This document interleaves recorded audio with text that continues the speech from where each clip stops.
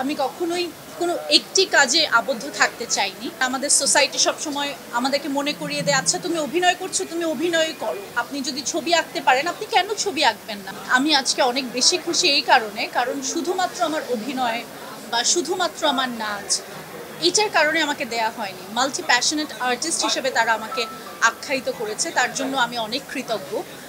কারণ আমি আসলে চেয়েছি ছোটোবেলা থেকেই, আমি কখনোই কোনো একটি কাজে আবদ্ধ থাকতে চাইনি এবং এখনও আমি চাই না। আমি মনে করি আমার যা যা ভালো লাগে আমি তাই করতে চাই এবং আমার মনে হয় যে প্রত্যেকটা মানুষেরই যা ইচ্ছা করে তাই করা উচিত বলে আমি মনে করি। কারণ আমাদের সোসাইটি সবসময় আমাদেরকে মনে করিয়ে দেয়, আচ্ছা তুমি অভিনয় করছো, তুমি অভিনয় করো, মনোযোগ অন্যদিকে সরানোর দরকার নেই।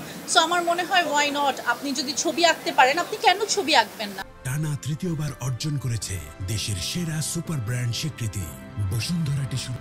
বা আপনি যদি ফুটবল খেলতে চান আপনি কেন খেলবেন না। একটা মানুষ চাইলে ইচ্ছা করলে অনেক কিছুই করতে পারে। তার জন্য আজকের অ্যাওয়ার্ডটা আমার জন্য অনেক বেশি আনন্দের। মা তো চায় যে সন্তান সবই করুক, সব দিকে অল স্কোয়ার থাক। এটা তো ভালো, এটা আমার গর্বের ব্যাপার, এটা আমি খুশি, প্রাউড ফিল করি। আমার মেয়ে তো এই লাইনে আছে, এটা কিছুই মনে করে না, না এটা নাথিং মনে করে।